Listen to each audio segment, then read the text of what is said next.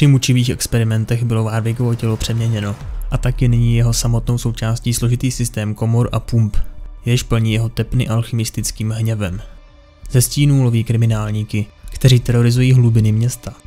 Warwicka přitahuje krev a její vůně jej dohání k šílenství. Nikdo, kdo ji prolije, mu neunikne. Ačkoliv se mnozí domnívají, že není Warwick nic víc než jen pouhé zvíře, hluboko v onom vzteku leží pohřbená lidská mysl. Mysl gangstra, který uložil svou zbraň a přijal nové jméno, aby mohl žít lépe. Ale ať se snažil změnit sebe víc, nikdy nedokázal utéct hříchům své minulosti. Vzpomínky těch dob se Warwickovi vracejí jako záblesky těsně předtím, než se na dobro ztratí. A po nich zůstanou jen bolestivé ozvěny dnů, jež strávil připoután ke stolu v Singerově laboratoři. A obrazu obličeje šíleného vědce, jak se tyčí nad ním. Warwickovým světem se stala mlhavá bolest, ve které si už nedokáže vzpomenout, jak vlastně do Singerových spárů padl. A matně si vzpomíná dokonce i na tu dobu před tím příšerným utrpením. Vědec byl trpělivý, opatrně operoval a instaloval pumpy s hadičkami. Singed chtěl odhalit pravou povahu subjektu. Smrtící bestii ukrytou v Dobrákovi. Chemikálie pumpované do Warwickových žil zesílily schopnost regenerace, což věci umožnilo postupně a velmi bolestivě může přetvořit. Když mu byla během experimentu useknuta ruka, Singerovi se podařilo ji znovu přišít zpět. Samozřejmě ji neopomněl vylepšit o posílené pneumatické drápy, které Warwicka ještě více přiblížily jeho skutečnému potenciálu. Na Warwickův hřbet byla nainstalována chemická komora, jež byla propojena s jeho nervovým systémem. Kdykoliv pocítil hněv, nenávist či strach, vehnala mu hlouběji do žil tekutý vztek, čímž zcela probudila onu bestii uvnitř. Byl nucen to celé vydržet. Každý hřez skalpelem šíleného chemika. Singed svůj subjekt ubezpečil, že je bolest nezbytná, neboť je mocným katalyzátorem jeho proměny. Ačkoliv chemikálie umožnily, aby Warwickovo tělo zahojilo většinu fyzické újmy, jeho mysl byla následkem nekonečné agónie roztříštěna. Warwick si stěží dokázal vybavit na jakoukoliv vzpomínku ze své minulosti. Jediné, co viděl, byla krev.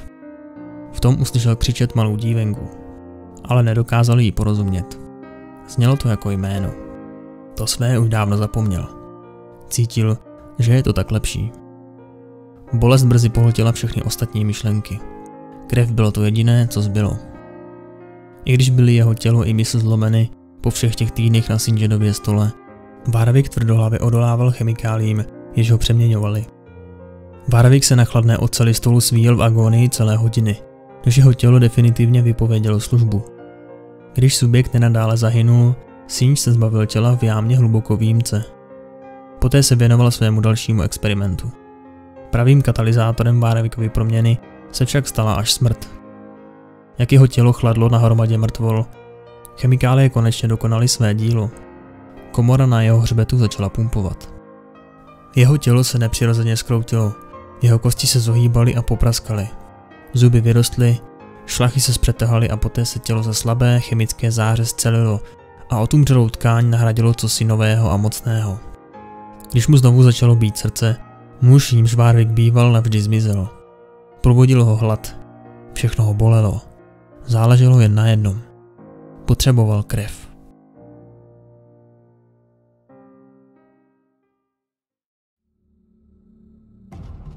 Najdu ji poblíž černých uliček, kde kupci obchodují se zloději. Na prodej je cokoliv. Všechno je kradené. Mohl bych je pozabíjet všechny. Vážně si myslí, že stíny skryjí jejich nepravosti? Ty dohody, co uzavírají v šeru? Znám jejich zločiny. Cítím je na jazyku. A potom spatřím ji. Bere si zprávu od jednoho z mužů barona Spindlowa. Od toho s neustále zamračenou a znetvořenou tváří, co je samá jízva, a dává jí do kapsle potrubní pošty. Mumlá jí instrukce. Kdo by tušil, že ten pacholek umí mluvit, natož psát. Slyšel jsem ho jen křičet. Když jsme se setkali naposled, ukousnul jsem mu nohu. Jeho protéza už stačila zrezivět. Převody cinkaly, jak padaly z výtržníkový dlaně do té dívčiny.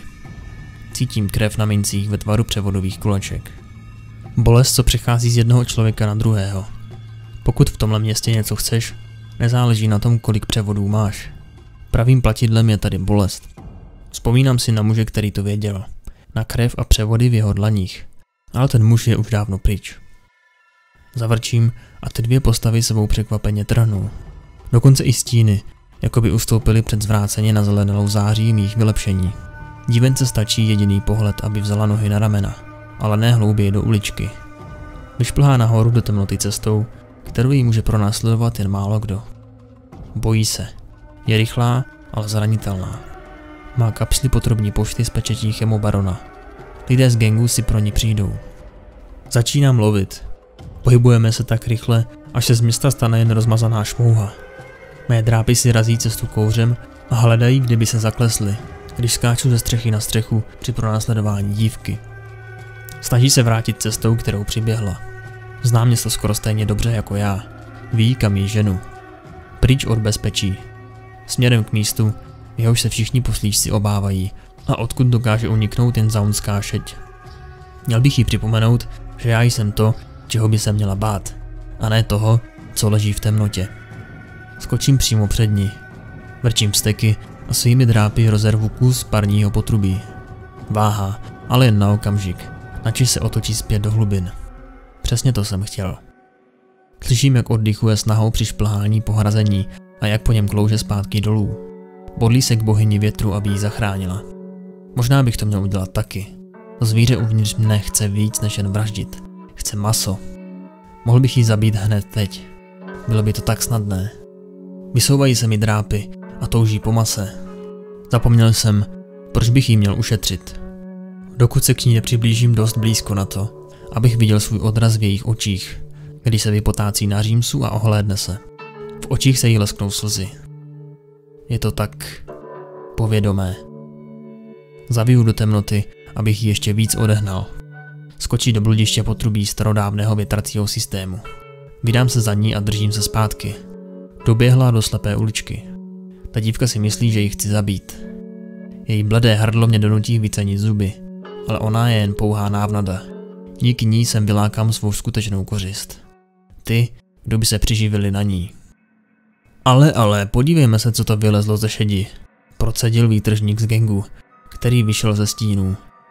Skumpány obestoupili dívku a čepele jejich dýk zachycovali poslední zbytečky světla, jež dokázali v té temnotě přežít. Poznávám jejich roztrhané hadry. Jeden muž s nimi kdysi obchodoval, ale teď už je po smrti. Jednalo se o jinou dívenku. Odháním vzpomínky. Nestojím o ně. Tebe já znám, prohodí jedna z nich. Obličej má celý propíchaný šperky. Ty běháš pro bogina, že jo? Jeden z chlapů od Spindlowa. Co má ten praštěnej cvok na srdci, že se o to s náma chce podělit? Šťouchne dýkou do kapsle a zazubí se. Prosím, vy to nechápete. Vzlikne dívka, prohlížejíc zašedlou temnotu za sebou. Načež se pokusí prosmíknout mezi výtržníky. Ty taky ne, řekne první z nich. Trochu se pobavíme. Když vyrazí dívce kapsly z ruky, zaváhám. Má větší cenu než životy jich všech. Je to jejich jízdenka z téhle díry do jiné, o něco míň zavšivené. Myslel jsem, že je kapsle na chvilku zaměstná. Jak dopadla na dlažbu, Spindlowova pečeť se rozlomila. Dívka zakřičí, když jí jeden z nich drsně popadne. Šarvátka, zalesknutí oceli a potom krev. Její pach mě rozlítí. Komora na mém hřbetu začne pumpovat. Jsem ztracen. Temnotu naplní mé zavití. To je on. Hejkal. Zařve jeden z výtržníků. Vyrazím vpřed a snažím se na toho sičáka zaměřit. Seknu do něj a zdi uličky se orosí rudými kapkami. Skácí se na dlažbu. Kde je ta dívenka? V té vřavě jsem ztratil přehled. Obklíčen. Dýky bodají jako nemotorné tesáky. Kovové drápy sekají kolem. Čelisti koušou a kosti praskají i s brněním. Cítím v tlamě krev, ale to není vše. Už ji vidím. Jeden z výtržníků stojí nad dívenkou s připravenou kudlou. Můžu ho zastavit, ale stroj se znovu rozpumpuje a do končetin se mi vlije síla. Má mysl je v rudé mlze. Všechno je rozmazané, všechno je zapomenuté. Všechno je krev. Nevím, jestli jsem tu dívenku zachránil. Nevím, jestli jsem ji nezabil. Když zbytek výtržníků mizí ve tmě, ještě pořád přežvíkují kusy masa. Otočím se a sleduji je do závoje noci. Nemám na vybranou. Jsou s růdami, které lovím. A já jsem jedna z nich.